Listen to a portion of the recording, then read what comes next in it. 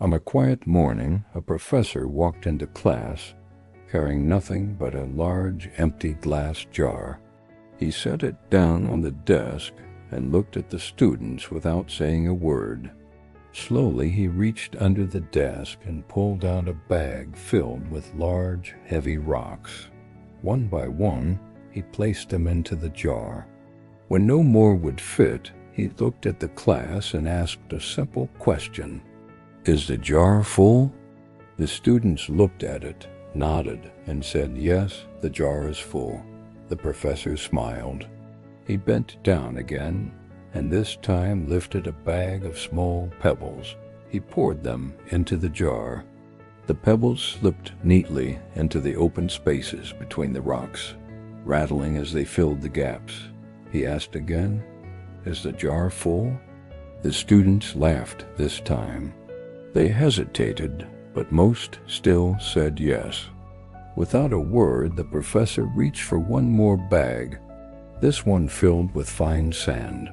He tilted it slowly, and the grains slid down, covering every empty pocket between the pebbles and the rocks until not one space remained.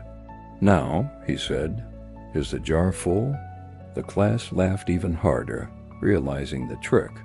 But then the professor leaned forward and gave them the real lesson.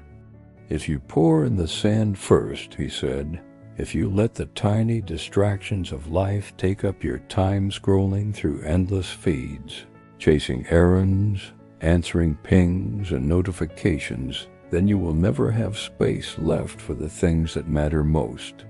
The rocks are your priorities. Your health, your family, your deep work, your sense of purpose. The pebbles are the important but smaller tasks that support those big things. The sand is everything else, all the noise, all the filler. If you put the sand in first, there is no room left for the rocks. But if you start with the rocks, if you place your priorities before anything else, the pebbles and even the sand will still find their space." The room fell silent. The students leaned back and thought about their own lives. How often had they been filling their jars with sand before anything else?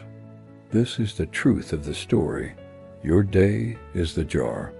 You get to choose what fills it. So here is a challenge. Tonight, before you go to bed, write down tomorrow's 3 rocks.